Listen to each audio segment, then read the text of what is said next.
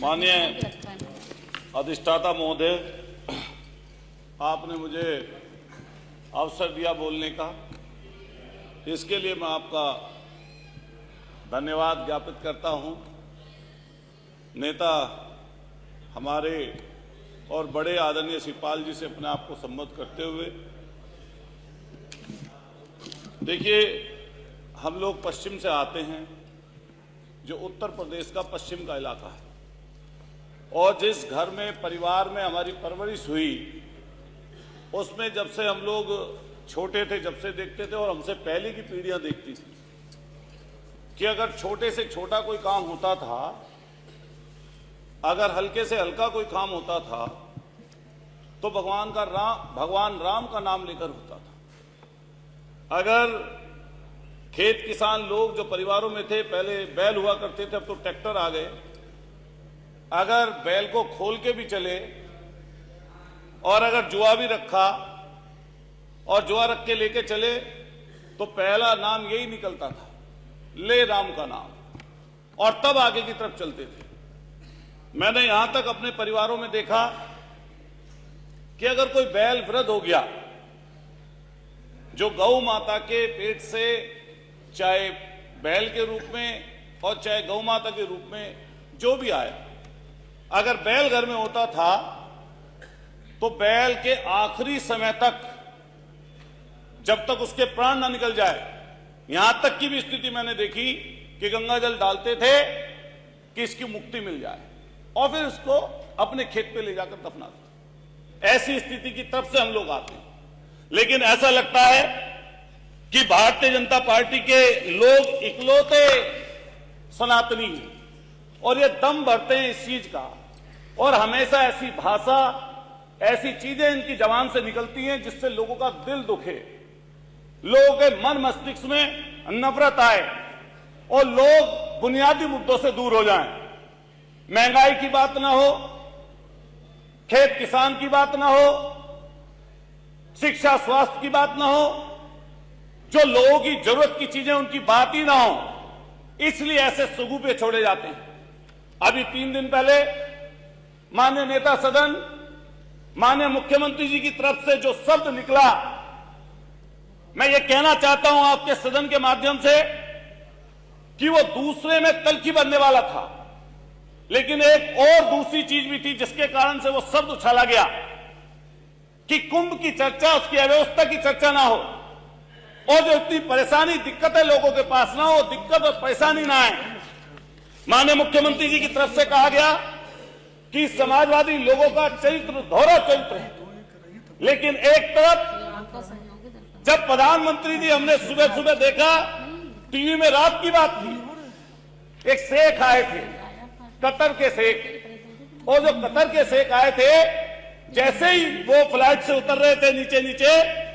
तो मैंने देखा प्रोटोकॉल तोड़कर हमारे देश के प्रधानमंत्री जी, जो सामने शेख खड़े थे, जो अमीर थे शेख वहां के, जिनकी वेशभूषा भी वही थी जिससे माननीय मुख्यमंत्री जी ने नफरत की बात जिनके लिए बोली, और एक फोटो है माननीय प्रधानमंत्री जी की और उनकी, दोनों की जोड़ी ऐसी लग रही है जैसे सदियों सदियों पुरानी। ऐसा लगता था जैसे कतर से आया मेरा दोस्त और दोस्त को सलाम करो, ऐसा बोल रहे हो। उसी समय माननीय मुख्यमंत्री जी को ट्वीट कर देना चाहिए था। अगर जो शब्द उन्होंने बोला मैं नहीं बोल सकता, जो उन्होंने शब्द बोला वो दूसरों की भावनाओं को आहत करने वाला था। और मैं ये बात कह दूं कि जब कुंभ की चर्चा हो रही है, चूंकि समय कम है, कुंभ की चर्चा हो रही है, हम लोग मुख्य विपक्षी दल हैं, और जो मुख्य विपक्षी दल होता है उसका काम है कि आपने जो काम किया, अगर उसमें कोई गलती है, कोई त्रुटि है, कोई उसमें ऐसी चीज हो रही है जिससे कुछ गलतियां हैं, तो मैं निश्चित रूप से कहता हूं कि नेता प्रतिपक्ष हो या प्रतिपक्ष के दल का कोई सदस्य हो, और हमारे अखिलेश यादव जी ने बार बार इस बात को चेताया कि वहां की परेशानी और दिक्कतें क्या हैं। अगर परेशानी दिक्कत नहीं थी तो हमने एक वीडियो ऐसी देखी जिसमें हमारे नेता, सदन के नेता के आंसू आंखों में थे। 17 घंटे बाद बताया कि घटना घट गई, जब दिल्ली से खबर आई तब बता पाए। जाम में फंसे थे लोग, परेशानी और दिक्कत में थे लोग, दिक्कत और परेशानी इतनी थी कि लोग बयान नहीं कर सकते। चूंकि एक समय थोड़ा है और मैं कई चीज बोलना चाहता था, लेकिन बस यही कहते हुए कि जो उन्होंने हमारे शाहिद मंजू साहब ने बोला कि तू इधर उधर की ना बात कर, ये बता काफिला क्यों लूटा। और मुझे रहबरों से गिला नहीं, तेरी रहबरी पर सवाल है। ये रहबरी पर सवाल है, उनकी चर्चा जरूर करनी चाहिए, क्योंकि मैं मेरठ से आता हूं, उस धरती से आता हूं जो क्रांतिकारियों की धरती है, जो ऐसी धरती जिसने 1857 की क्रांति में अपनी शहादत दी, और शहादत की अगुवाई करने वाले धन सिंह कोतवाल गुजर, उनके हमारे जो पूर्वज थे, उन्होंने हमें यही सिखाया, उन्होंने हमें यही बताया कि जब राष्ट्र की बात आए तो सबसे पहले राष्ट्र के लिए खड़े हों, लेकिन जब बुराई की बात आए तो बुराई के खिलाफ हम लोगों को मिलकर लड़ना चाहिए। मैं अधिष्ठाता महोदय कहना चाहता हूं कि लोहिया जी का एक कोट है, और लोहिया जी ने जो कहा वो धर्म के सापेक्ष में कहा कि धर्म दीर्घकालीन राजनीति है और राजनीति अल्पकालीन धर्म है। धर्म का काम है अच्छा करें और उसकी स्तुति करें, और राजनीति का काम है कि बुराई से लड़ें और उसकी निंदा करें। ये हम लोगों का और आप लोगों का काम है। इसी तरह हम चलना चाहते हैं, और मैं अपनी बात पूरे समय पे खत्म कर लूंगा। मान्यवर, मैं कहना चाहता हूं, क्योंकि मैं मेरठ से आता हूं, मेरठ की 2-3 बड़ी समस्याएं पिछले अगली 1 मिनट में खत्म कर दूंगा। हमने रिंग रोड के लिए कहा,